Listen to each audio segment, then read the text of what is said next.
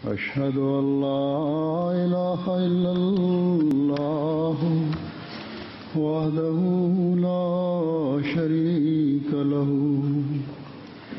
وأشهد أن محمدا عبده ورسوله أما بعد فأعوذ بالله من الشيطان الرجيم بسم الله الرحمن الرحيم الحمد لله رب العالمين الرحمن الرحيم مالك يوم الدين إياك نعبد وإياك نستعين اهدنا الصراط المستقيم صراط الذين أنعمت عليهم غير المغضوب عليهم ولا الضالين.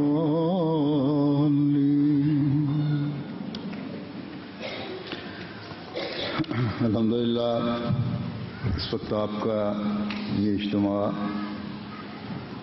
اپنے اختتام کو پہنچ رہا ہے. جیسا کہ ابھی رپورٹ میں بتایا، اس دفعہ اللہ تعالیٰ کے فضل سے حاضری تقریباً 60-70% زیادہ ہے گزشتہ سال کی نسبت. اس چیز سے پتہ لگتا ہے کہ لجنہ UK میں ایک بیداری پیدا ہو رہی ہے، لیکن ابھی بھی بعض کمزور طبیعتوں میں کو تھوڑا سا جھنجھوڑنے کی اور ہلانے کی ضرورت ہے.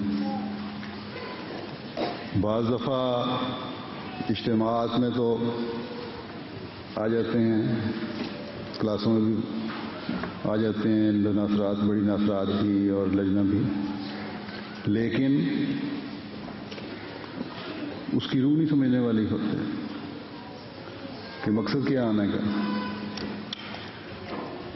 کیا اس لیے جمع ہو جاتے ہیں کہ صدر لجنہ نے کہہ دیا اور لجنہ کی جو انتظامیہ وہ پیچھے پڑ گئی اور یہ اظہار کر لے آئی، جمع کر کے لے آئی تاکہ اظہار ہو جائے کہ ہماری لجنہ کی، ہماری مجلس کی اتنی نمائندگی ہوئی ہے. تو یہ مقصد نہیں ہے. کیا اس لیے یہاں جو جمع ہوتے ہیں بعض کہ دنیاوی ترقی کی باتیں کریں؟ تو یہ بھی ہمارا مقصد نہیں ہے. یا یہ کوئی ایسی سوشل گیدرنگ ہے جہاں مختلف ٹاپکس پہ باتیں ہوتی رہیں اور ایک گیٹ ٹوگیدر ہو جائے؟ یہ بھی مقصد نہیں ہے. لجنہ، اس مقصد کو سمجھنے کے لیے لجنہ اماء اللہ کا مطلب پتہ ہونا چاہیے. اس کا مطلب ہے کہ اللہ تعالیٰ کی بندیوں کی یا باندیوں کی جماعت.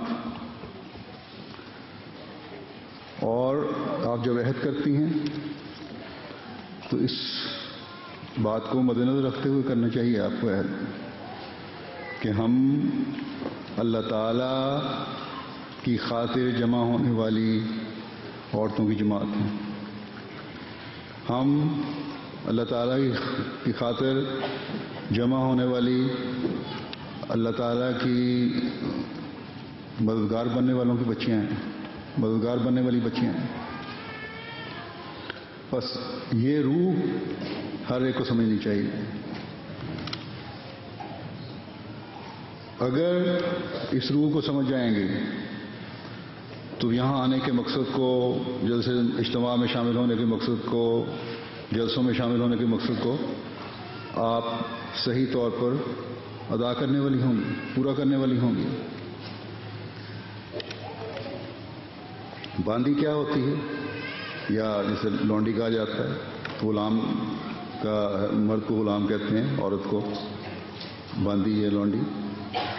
اس کا مطلب یہ ہے کہ جو ایک بانڈ اس کا ہے اپنے مالک کے ساتھ، جو اس کو کہا جائے گا اس نے کرنا ہے، اس کو پورا کرنا ہے۔ جو واضح احکامات ہیں اللہ تعالیٰ کے، ان سے کوئی عذر نہیں ہونا چاہیے، تو تبھی آپ صحیح لجنہ معلّہ کہلائیں گے۔ ایک تو ہر مومن کے لیے قرآن کریم میں احکامات ہیں جن کی تعداد سینکڑوں میں ہے، اور حضرت مسیح موعود علیہ الصلوۃ والسلام نے لکھا ہے، 500 کی تعداد بھی لکھی ہے، 600 بھی، 700 بھی، مختلف حوالوں سے۔ تو اور فرمایا کہ میری جماعت وہ ہے جن کو ان تمام حکموں پر عمل کرنا چاہیے، تبھی میری جماعت کہلانے کے حقدار کہلاؤ گے۔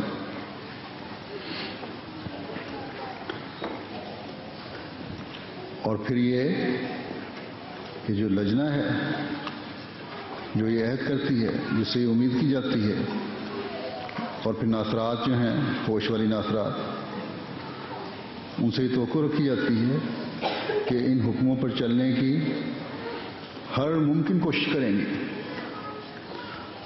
تبھی وہ حقیقی لجنہ کہلانے کی مستحق ہوں گی، تبھی وہ حقیقی ناصرات کہلانے کی مستحق ہوں گی۔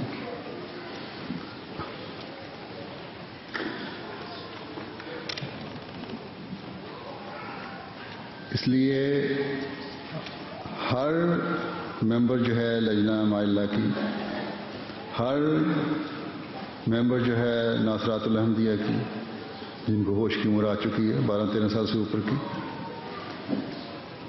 ان کو ہمیشہ ان احکامات کو تلاش کر کے ان پر غور کرنے کی اور ان پر عمل کرنے کی کوشش کی طرف توجہ دینی چاہیے۔ ایک احمدی جب اپنے عہد کی تجدید کرتا ہے، عہد دہراتا ہے، اس میں آپ کا بھی عہد ہے کہ میں ان احکامات پر عمل کروں گا، یا لجنہ دہراتی ہے میں ان احکامات پر عمل کروں گی، تو غور کیا کریں کہ ان احکامات پر عمل کرنے کی حقیقی کوشش بھی ہو رہی ہے یا نہیں۔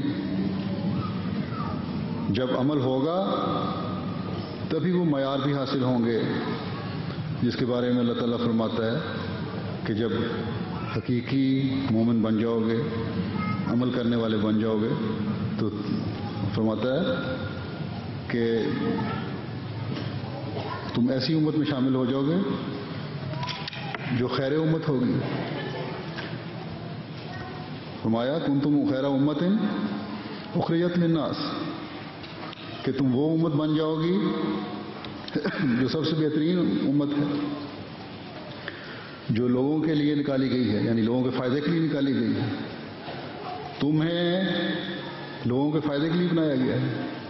یہاں یہ نہیں فرمایا کہ مرد جو ہیں وہ مسلمان مرد لوگوں کے فائدے کے لیے بنائے گئے ہیں، بلکہ مومن کا استعمال جب کیا ہے اس میں مرد بھی عورت ہیں، مرد بھی شامل ہیں، عورتیں بھی شامل ہیں، نوجوان لڑکیاں بھی شامل ہیں، نوجوان لڑکے بھی شامل ہیں،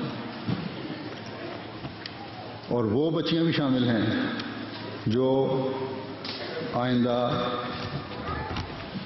جوانی میں قدم رکھنے والی ہیں اور پھر آگے بڑھ کر لجنات میں شامل ہونے والی ہیں۔ تو اپنے آپ کو خیر امت بنانے کی کوشش کریں، اس عہد کو پورا کرنے کی کوشش کریں جو آپ نے کیا ہے۔ اور اللہ تعالیٰ نے فرمایا کہ خیر امت تم ہو، دلیل کیا ہے تمہاری خیر امت ہونے کی؟ فرمایا کہ تامرون بالمعروف، کہ معروف کا حکم دیتے ہو، ایسی نیکیاں جن کو خدا نے کرنے کا حکم دیا ہے، جن کو اللہ تعالیٰ نے نیکی کہا ہے، ان کو بجا لانے کی تو کوشش کرتے ہو. خدا نے کیا نیکیاں بتائی ہیں.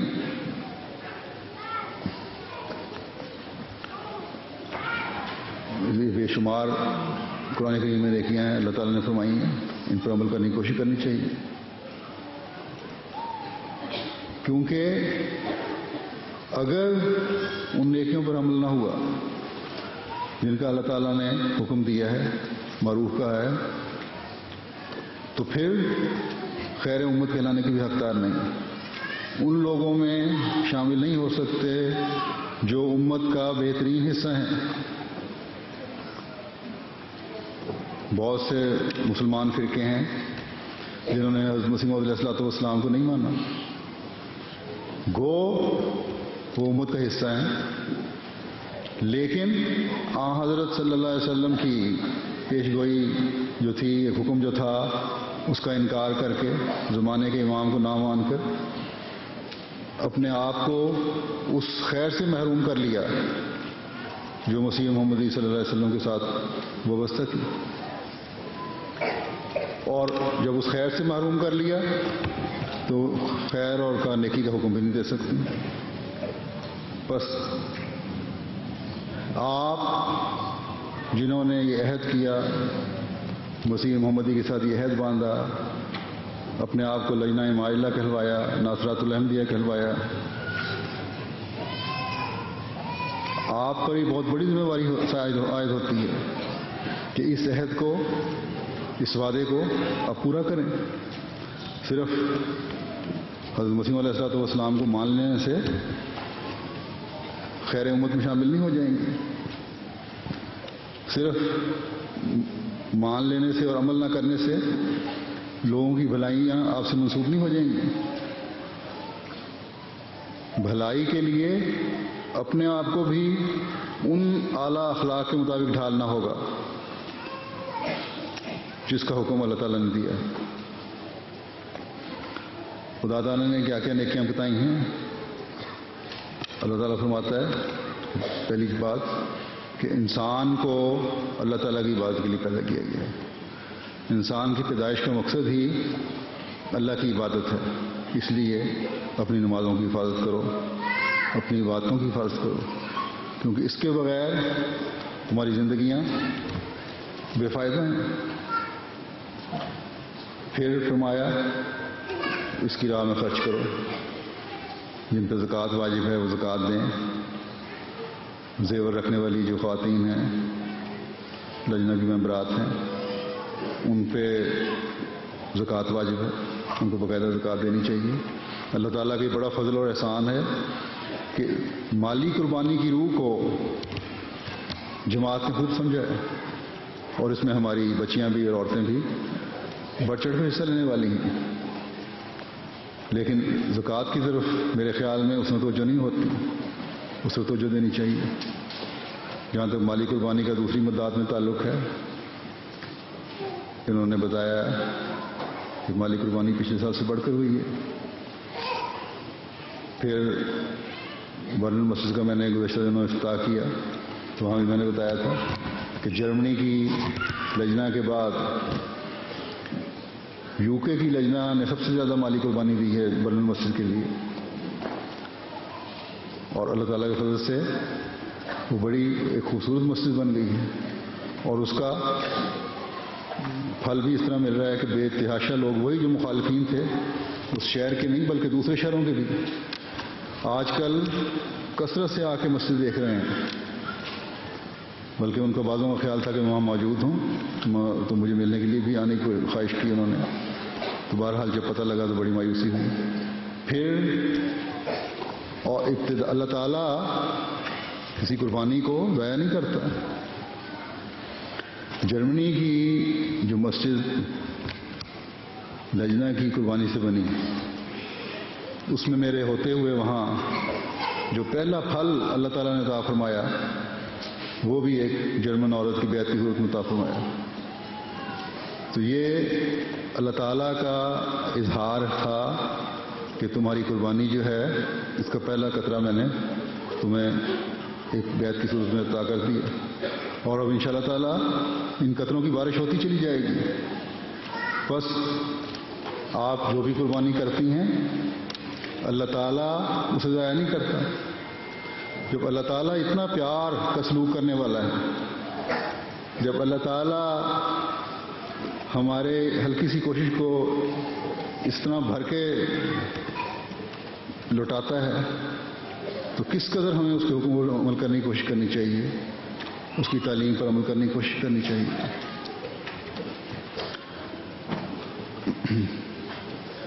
پھر اللہ تعالیٰ نے حکم دیا کہ جو عبادتوں کے ساتھ ہے کہ اپنی زینتوں کو چھپاؤ، اپنے سروں اور چہروں کو ڈھانکو، اپنے تقدس کو قائم رکھو۔ ہر عورت کا ایک تقدس ہے، اور احمدی عورت کا تقدس بہت زیادہ ہے۔ اپنے عہدوں کو پورا کرو، جو وعدے کیے ہیں، جو عہد کیے ہیں ان کو نبھاؤ۔ تبلیغ کا میدان ہے، اس میں آگے بڑھ چڑھ کر حصہ لو۔ اللہ تعالیٰ کے فضل سے دعوت اللہ اور تبلیغ میں اچھی خوشکن رپورٹس ہیں، لیکن ابھی بھی بہت زیادہ بعض جگہوں پر میدان خالی ہے، اس طرح پوری کوشش ہونے کی ضرورت ہے۔ ابھی آپ نے ایک عہد دہرایا ہے کہ مذہب اور قوم کی خاطر میں جان، مال اور وقت اور اولاد کو قربان کرنے کے لیے تیار ہوں گی۔ مذہب کیا ہے؟ احمدیت کی خاطر، حقیقی اسلام کی خاطر ہر قربانی دینے کے لیے تیار اپنے رہنا ہے۔ اسی طرح ملک ہے، ملک سے وفا کا تعلق رکھنا ہے۔ بہت اعتراض کیا جاتا ہے مسلمانوں پر کہ یہ اپنے آپ کو جس ملک میں آتے ہیں جذب نہیں کرتے۔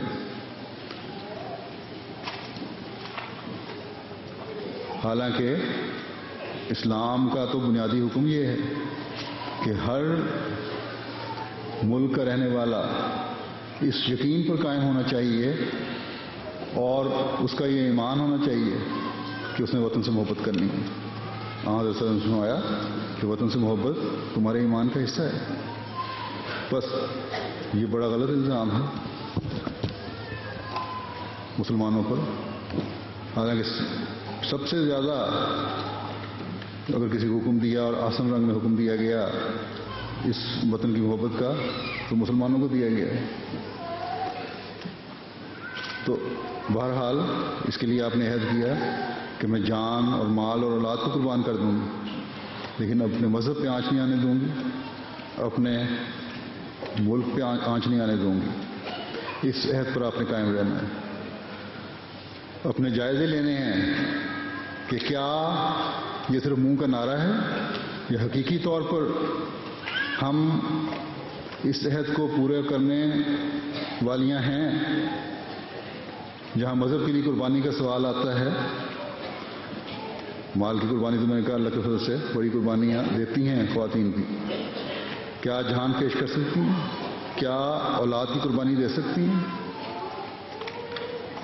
یہ جائزہ لینے کی ضرورت ہے۔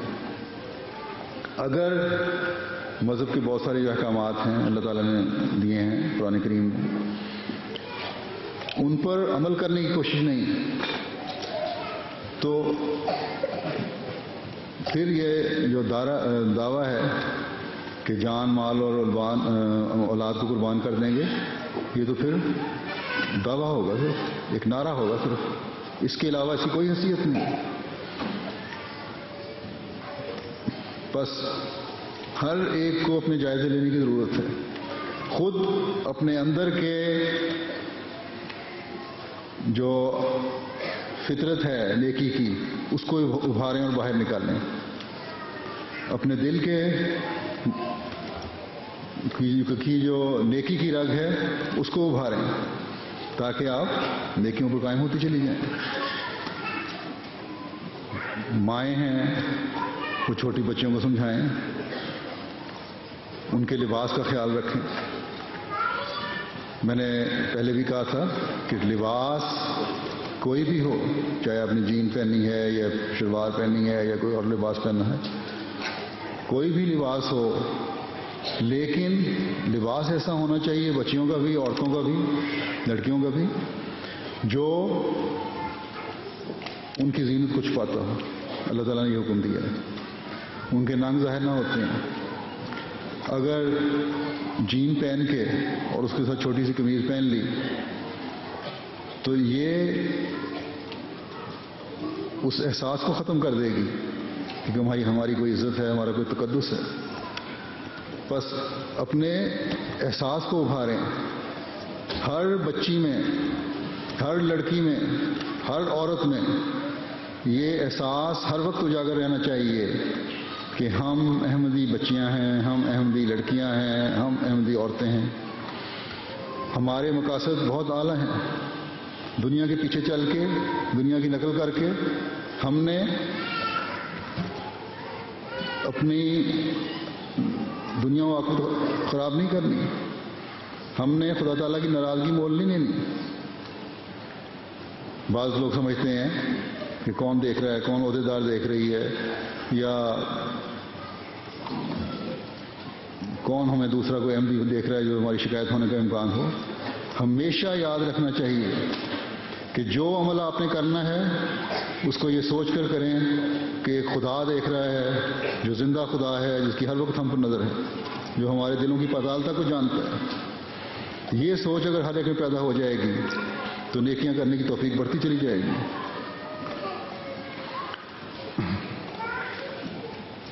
بعض شکایتیں ایسی بھی مل جاتی ہیں بعضوں کی کہ مسجد میں آتی ہیں تو لباس صحیح نہیں ہوتا، جین پہنی ہے، چھوٹی قمیض، جین پہننے میں کوئی حرج نہیں ہے، میں نے اجازت دی تھی، لیکن اس کے ساتھ لمبی قمیض ہونی چاہیے۔ ان کو روکا گیا تو ماؤں نے عہدیداروں سے لڑنا شروع کر دیا کہ تم کون ہوتی ہو ہماری بچیوں کو روکنے ٹوکنے والی۔ ایک تو آپ مسجد کے تقدس کو خراب کر رہی ہیں کہ وہاں وہ لباس پہن کر نہیں آ رہی جو اس کے لیے موزوں لباس ہے۔ دوسرے، ایک نظام کی لڑی میں پروئے ہونے کے باوجود اس نظام کو توڑ رہی ہیں اور عہدیداروں سے لڑ رہی ہیں۔ تو ان حرکتوں سے باز آنے کی ضرورت ہے۔ بعض مجھے پتہ لگا کہ واقفات 9 بچیاں ہیں جن کے اس قسم کے لباس ہیں۔ ان کو جو سمجھایا گیا تو ان کی ماؤں نے ان سے لڑائی شروع کر دی عہدیداروں سے۔ تو میں بچیوں سے بھی کہتا ہوں کہ اگر آپ واقفات 9 ہیں اور یہ ارادہ ہے کہ اپنے اس وقت کو قائم رکھنا ہے تو آپ کو دوسروں سے مختلف ہونے کی ضرورت ہے۔ آپ کے معیار دوسروں سے اونچے ہونے چاہیے۔ آپ میں اور دوسروں میں، لڑکیوں میں، وقف 9 بچی میں اور دوسری بچی احمدی بچی میں بھی ایک فرق ہونا چاہیے، کچھ امتیاز ہونا چاہیے۔ بس اگر یہ نہیں رکھیں گی تو پھر جو انتظامی جماعتی ایکشن ہے وہ لیا جائے گا، پھر سوچا جائے گا کہ ایسی بچیوں کو وقف 9 میں رکھنا بھی ہے کہ نہیں۔ بس یہ سوچ کر کہ ہم خیر امت ہیں، لوگوں کی بھلائی کے لیے ہمیں بنایا گیا ہے، اور واقفات 9 کو تو خاص طور پر یہ سوچنا چاہیے کہ خیر امت کے بھی جو اللہ تعالیٰ نے کل انسانیت میں جس کو کریم بنا کر نکالا ہے، اس میں سے بھی ایک وہ گروہ ہیں جو مزید ان سب سے بڑھ کر نیکیوں میں آگے بڑھنے والا ہے اور نیکیوں کی طرف بلانے والا ہے۔ بس اس مقصد کو سمجھنے کی ہر واقفہ 9 بچی کو کوشش کرنی چاہیے۔ اللہ کے فضل سے بچیاں جوانی کی عمر کو واقفات 9 پہنچ رہی ہیں، بعضوں کی شادیاں ہو چکی ہیں، بعضوں کے بچے بھی ہو چکے ہیں۔ اگر خود نہیں سنبھالیں گی تو آئندہ نسلوں کی تربیت کیا کریں گی، اپنے عہد کو کس طرح نبھائیں گی؟ بس اس طرح بہت توجہ دینے کی ضرورت ہے۔ اور مائیں بھی جو سمجھتی ہیں کہ ہم اپنے بچوں کی حمایت کر کے ان کی ہمدردی کر رہی ہیں یا ان کے وقار کو بچانے کی کوشش کر رہی ہیں، وہ بڑی غلط سوچ رکھنے والی ہیں۔ یہ ہمدردی نہیں ہے، یہ ان بچوں سے دشمنی ہے. بس اصلاح کی کوشش کریں، اپنی بھی اور اپنے بچوں کی بھی.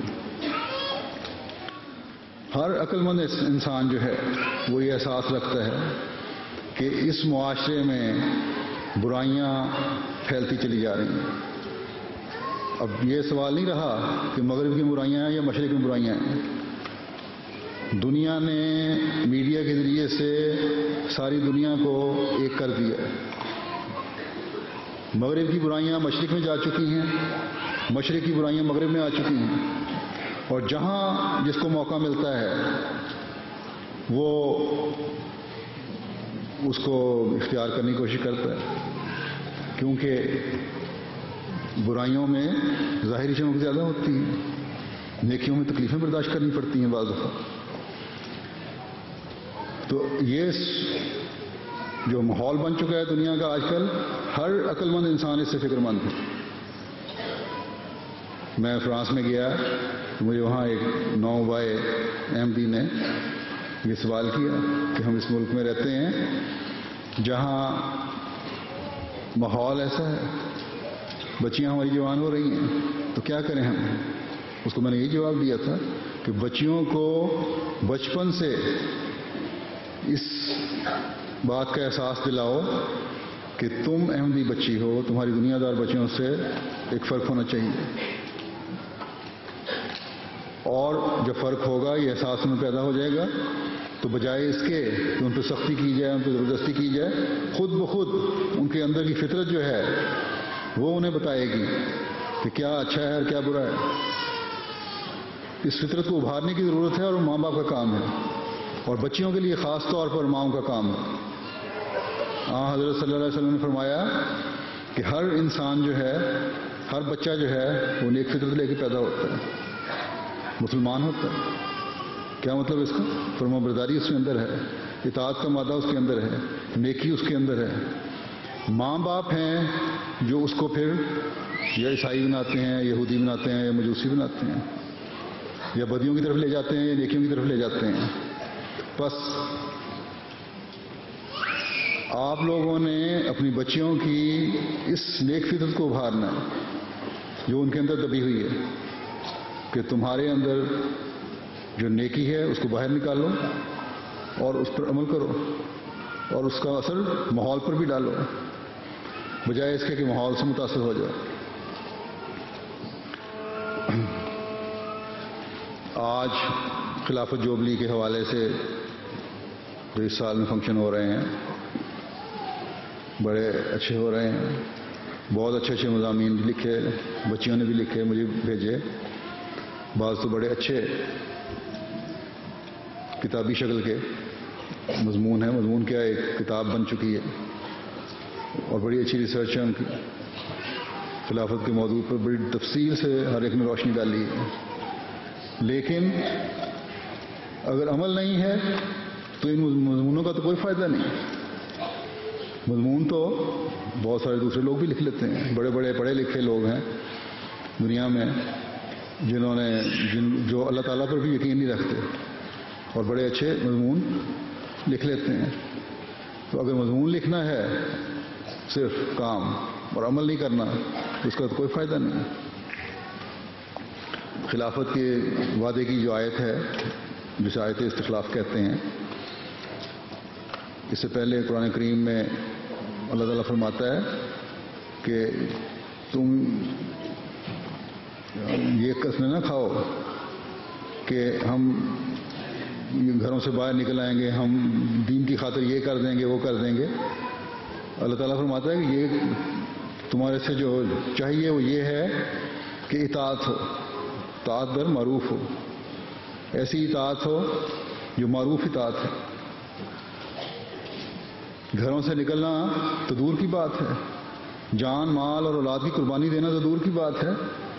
پہلے بنیادی احکامات پر تو عمل کرو، وہ اطاعت تو کرو جس کے لیے تمہیں کہا جا رہا ہے.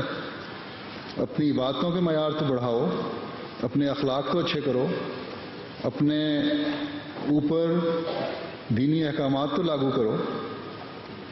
لجنہ کہلانے والی جو ہے وہ حقیقی طور پر لجنہ بن کے دکھائے ناصرات کہلانے والی جو ہیں وہ حقیقی طور پر ناصرات بن کے دکھائیں، ورنہ یہ کہنا کہ ہم ہر چیز قربان کرنے کے لیے تیار ہیں، اللہ تعالیٰ فرماتا ہے اس طرح نہیں، اطاعت کرو، اللہ اور رسول کی اطاعت کرو، معروف اطاعت کرو، پھر خلافت کے وعدے سے بھی حصہ لیتی چلی جاؤ گی، پھر ان دعاؤں سے بھی فیض پاتی چلی جاؤ گی جو خلافت تمہارے لیے کر رہی ہے اور جماعت کے لیے کر رہی ہے۔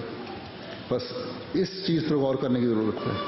پھر خلیفہ وقت سے تعلق بھی تمہارا قائم ہوگا اور بڑھے گا، پھر اللہ اور رسول سے تعلق بھی قائم ہوگا اور بڑھے گا۔ بس یہ جو بنیادی چیز ہے جو ہر ایک کو اپنے اندر پیدا کرنے کی ضرورت ہے، تبھی خیر امت بن جاؤ گی، تبھی عمل کرنے والی کہلاؤ گی، تبھی حقیقی احمدی کہلاؤ گی۔ اللہ تعالیٰ فرماتا ہے کہ اگر عمل نہیں تو پھر کوئی فائدہ نہیں، کیونکہ پھر دوسروں کو تم نے کیا بتانا ہے، دوسروں کے لیے کیا نصیحت کرنی ہے۔ اللہ تعالیٰ نے آخر میں فرمایا کہ اللہ تعالیٰ تمہارے دلوں کے حال جانتا ہے، اس لیے یہ خیال کرنا کہ ہم ظاہراً کہہ دیں گے دھوکہ دے دیں کسی کو، تو دھوکہ نہیں دیا جا سکتا، اللہ تعالیٰ کو دھوکہ نہیں دیا جا سکتا۔ اللہ تعالیٰ ہر ایک کے دل کا حال جانتا ہے، اس کو پتہ ہے کہ تمہارے دل میں کیا ہے۔ بس اس روح کے ساتھ اپنے آپ کو، اپنی زندگیوں کو ڈھالنے کی کوشش کرنے کی ضرورت ہے۔ پھر حقوق العباد ہیں، ایک دوسرے کے حقوق ہیں، اس میں اثار ہے، قربانی ہے، قربانی ایک دوسرے کی خاطر قربانی ہے۔ قربانیاں وہ تھیں جو صحابہ نے دیں حضرت صلی اللہ علیہ وسلم کی، کہ اپنی جائیدادیں تک دینے کو تیار ہو گئے تھے ایک دوسرے کے لیے، خدمت کے لیے ہر وقت تیار رہتے تھے۔ تو ایک دوسرے کی خاطر قربانی کا جذبہ پیدا ہوگا آپ میں، تبھی جماعت ایک جماعت بن کے رہ سکتی ہے۔ پھر عاجزی ہے، انکساری ہے، آدمی کو، ہر ایک کو، ہر احمدی کو اپنے اندر عاجزی اختیار کرنے کی ضرورت ہے۔ حضرت مسیح موعود علیہ الصلوۃ والسلام کو الہام ہوا تھا کہ تیری عاجزانہ راہیں اسے پسند آئیں۔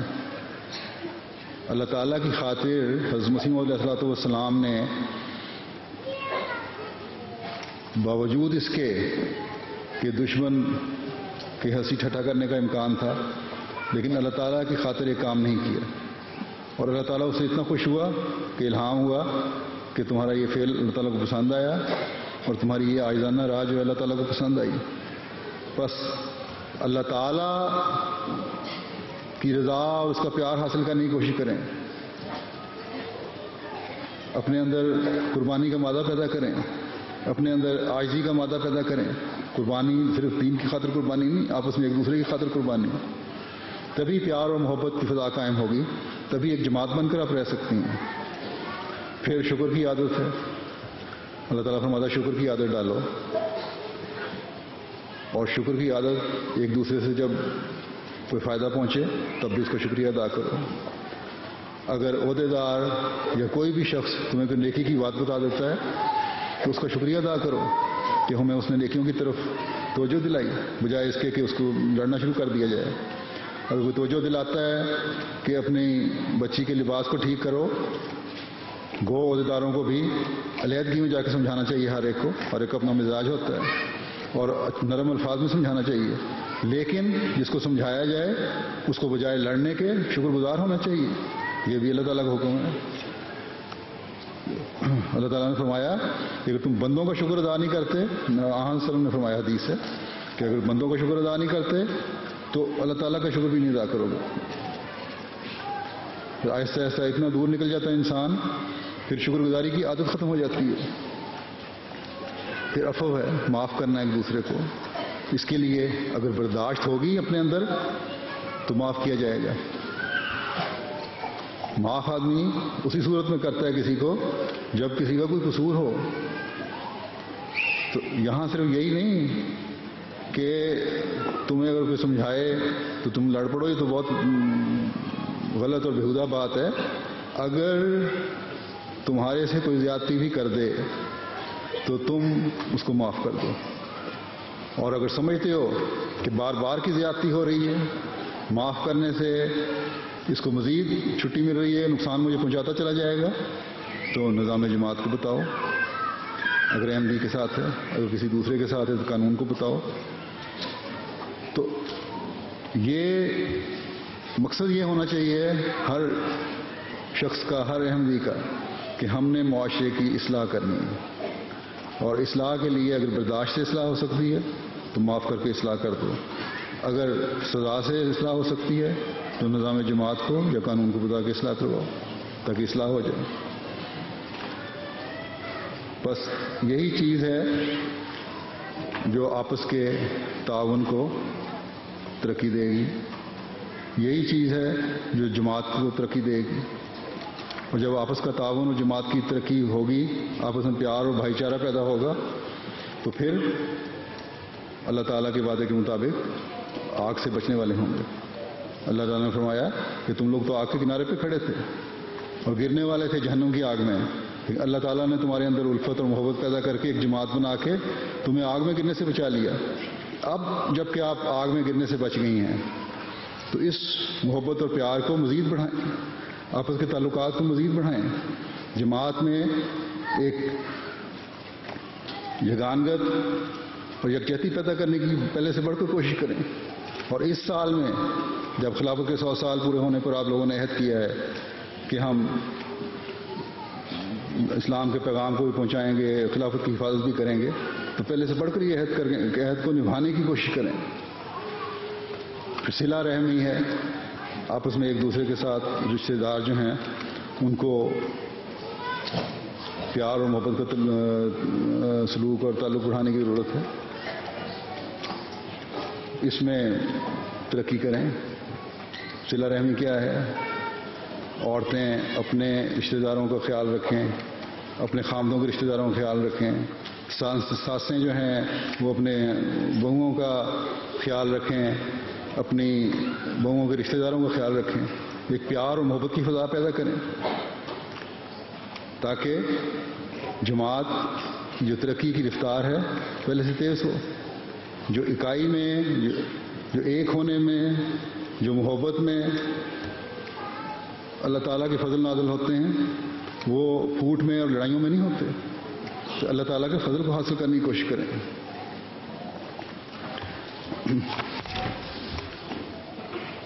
پھر اللہ تعالیٰ نے فرمایا دوسری بات کہ جو خیر امت ہو، جو تم لوگوں کی بھلائی کے لیے پیدا کیے گئے ہو، وہ لوگ جو ہیں وہ تنہونا عن المنکر، وہ برائیوں سے بھی روکتے ہیں دوسروں کو۔ اگر خود ہی برائیوں میں مبتلا ہیں، خود ہی لڑائیوں میں اور ایک دوسرے کی ساتھ کی ٹانگ کھینچنے میں مبتلا ہیں، ایک دوسرے کی شکایتیں کرنے میں مبتلا ہیں، تو دوسروں کو اس میں برائیوں سے روکیں گے۔ بے شمار برائیاں اللہ تعالیٰ نے گنوائی ہیں قرآن کریم میں۔ مثلا اللہ تعالیٰ نے فرمایا کہ بدزنی نہ کرو، بدگمانی نہ کرو۔ یہ بدزنیاں اور بدگمانیاں جو ہیں بہت سارے رشتوں کو توڑتی ہیں۔ اللہ تعالیٰ نے فرمایا اس سے بچو۔ پھر عیب نہ لگاؤ، ایک دوسرے پر الزام نہ لگاؤ۔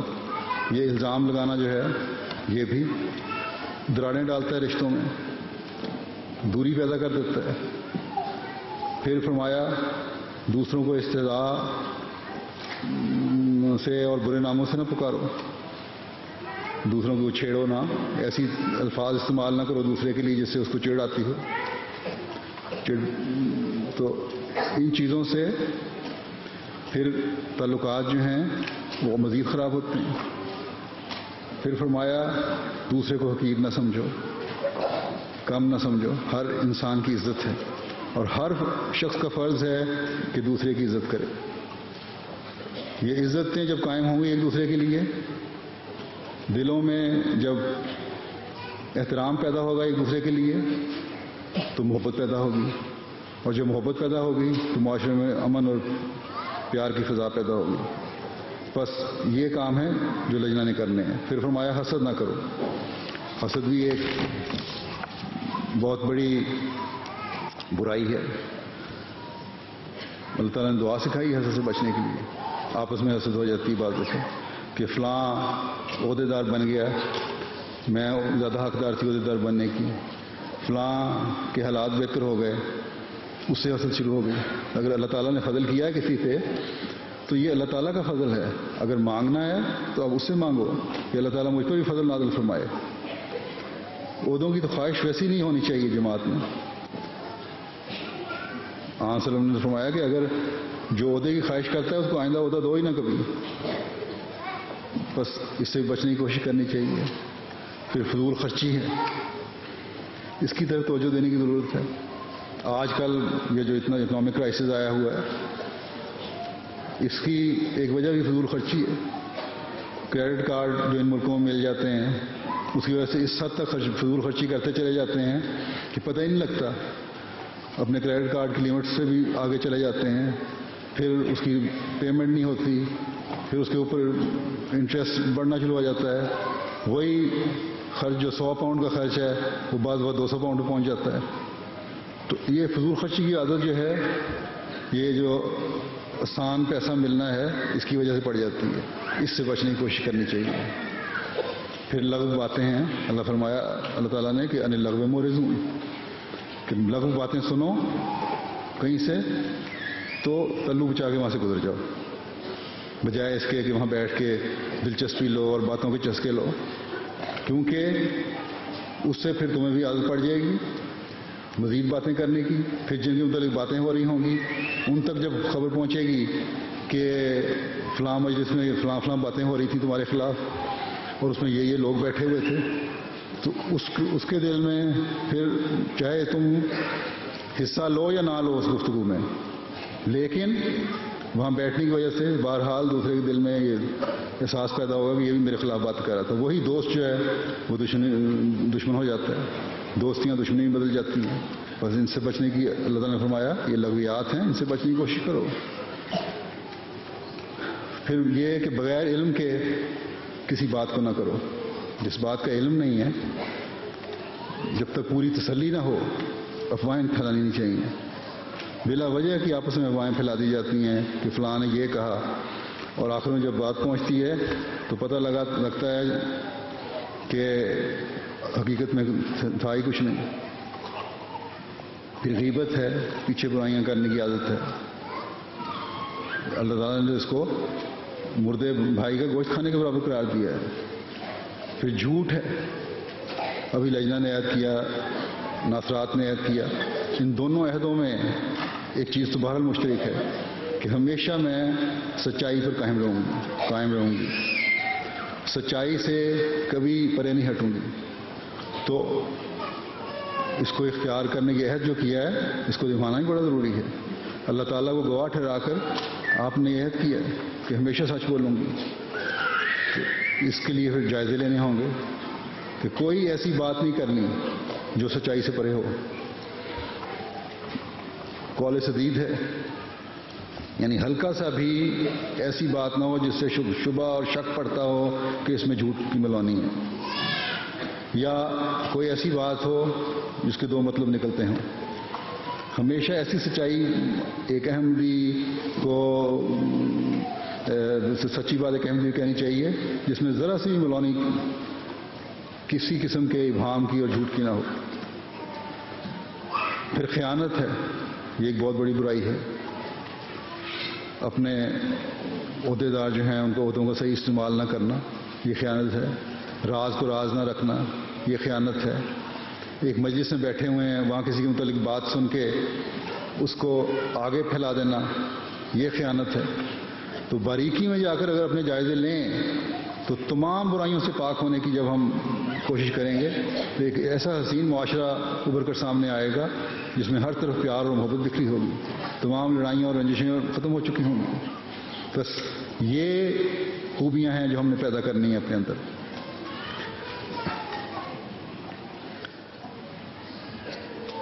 پھر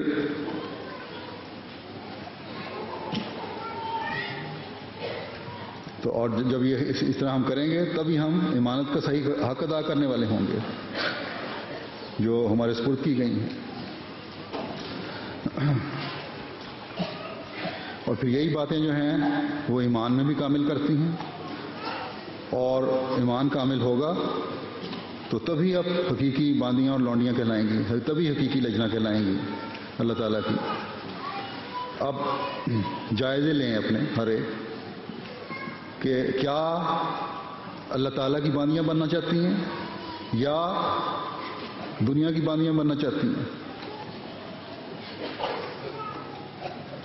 فلاح انہی کو ملنے والی ہے جو اللہ تعالیٰ کی باندیاں بنیں گی، کامیاب وہی ہونے والیاں ہیں جو اللہ تعالیٰ کی باندیاں بنیں گی۔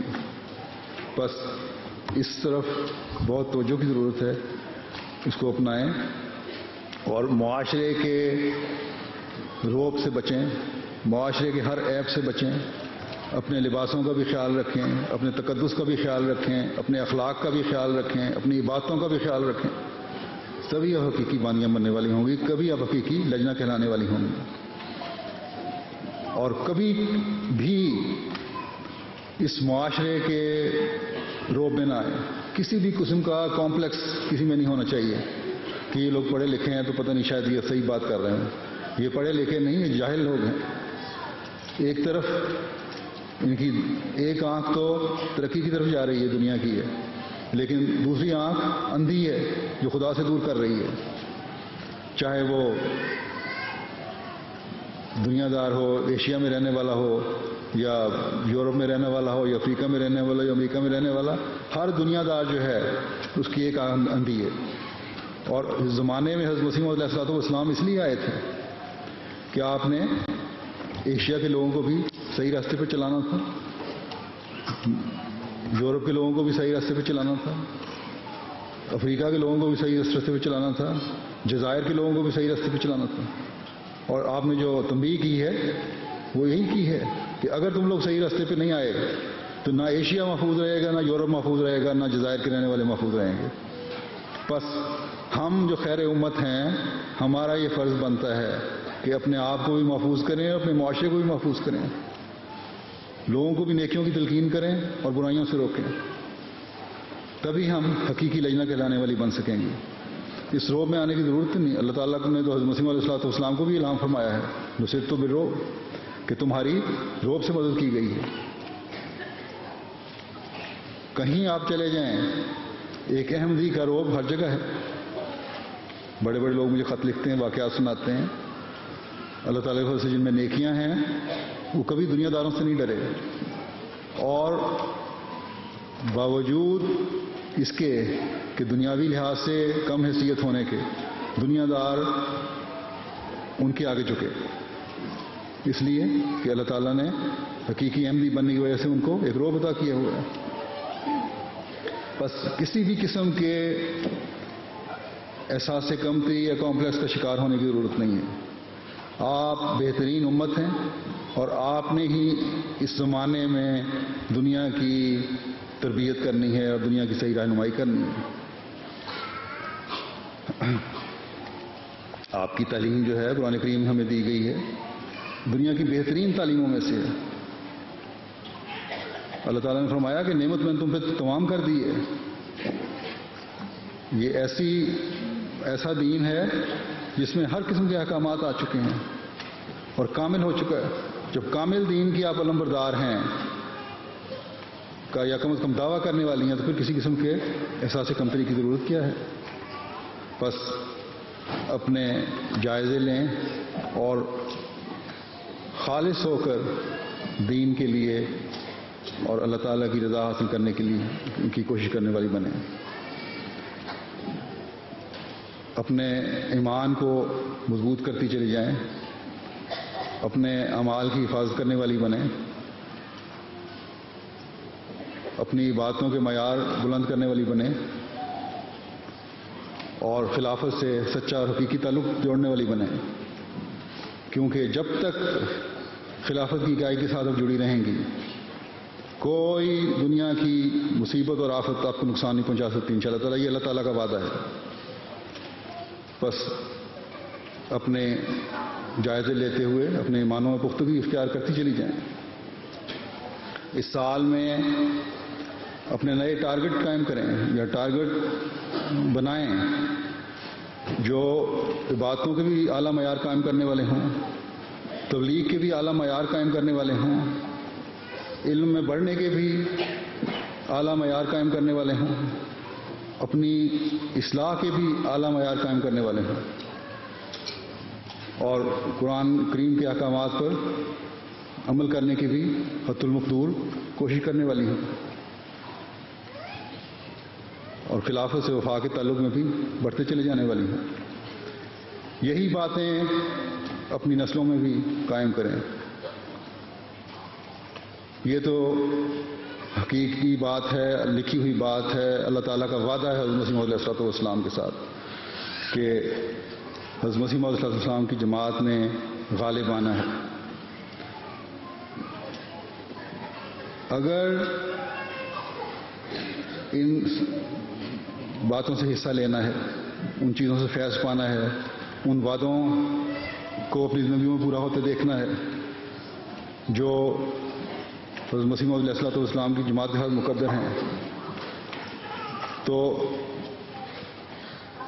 اپنی حالتوں کے جائزے لیتے ہوئے ان تمام نیکیوں کو اختیار کرنے کی کوشش کرنے کی ضرورت ہے۔ ترقی تو انشاءاللہ تعالیٰ جماعت کی نہیں روکنی، جیسا کہ میں نے کہا اللہ تعالیٰ کا وعدہ ہے، لیکن بعض لوگوں کی کمزوریاں بدقسمتی سے انہیں ان ترقیات کا حصہ بننے سے نہ روک دیں۔ بس بڑے خوف کا مقام ہے، اپنے جائزے لینے کا مقام ہے۔ ہم جب خلافت کے ساتھ اس عہد کے ساتھ داخل ہوئے ہیں نئی صدی میں، تو نئے عہد کو پھر نبھانے کے لیے ایک نئے عزم کی بھی ضرورت ہے، جس کی ہر احمدی کو کوشش کرنی چاہیے، اور احمدی عورت جو ہے اس کو دوسروں سے بڑھ کر اس میں کوشش کرنی چاہیے۔ حضرت مسیح موعود علیہ الصلوۃ والسلام فرماتے ہیں کہ میری تمام جماعت جو اس جگہ حاضر ہیں یا اپنے مقامات میں بود و باش رکھتے ہیں، یا مطلب کہیں اور بھی رہنے والے جو بھی ہیں، اس وصیت کو توجہ سے سنیں کہ وہ جو اس سلسلے میں داخل ہو کر میرے ساتھ تعلق ارادت اور مریدی کا رکھتا ہے، یعنی جس کا میرے ساتھ بیعت کا تعلق ہے اور اس نے مجھے ماننا ہے، اس سے غرض یہ ہے کہ تا وہ نیک چلنی اور نیک بختی، یعنی اس کے چال چلن بھی اچھے ہوں، اس کے عمل اچھے ہوں، اور اس کی حرکات بھی اچھی ہوں اور نیک ہوں، اور نیک سوچنے والی ہو، اور تقویٰ کے اعلیٰ درجے تک پہنچ جائیں۔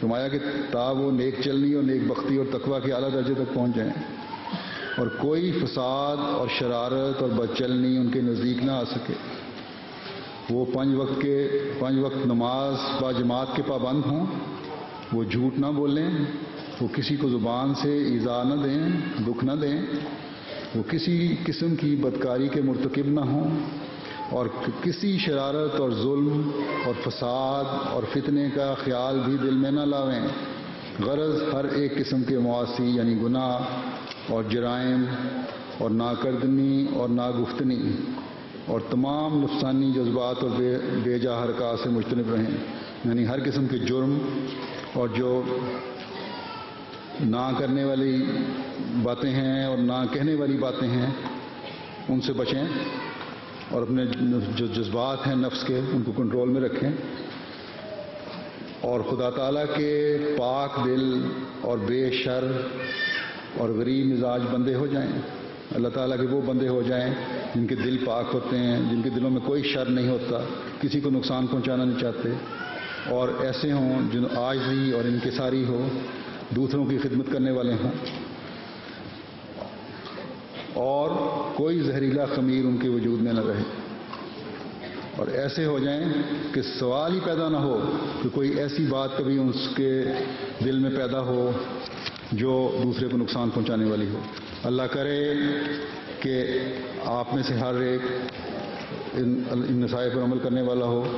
اللہ کرے اللہ تعالیٰ مجھے بھی توفیق دے کہ حضرت مسیح موعود علیہ الصلوۃ والسلام نے جو معیار ہمارے لیے قائم فرمائے ہیں ان پر چلنے والا ہوں، اور اللہ تعالیٰ آپ کو بھی توفیق دے کہ ان معیاروں کو حاصل کرنے کی کوشش کریں۔ اب دعا کر لیں۔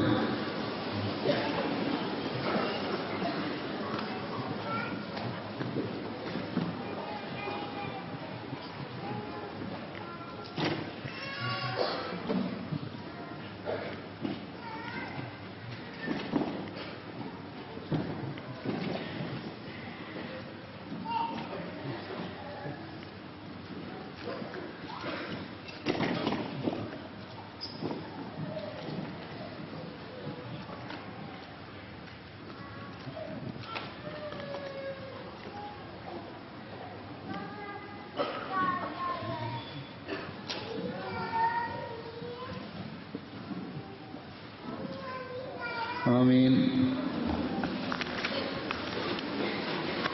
السلام علیکم ورحمۃ اللہ.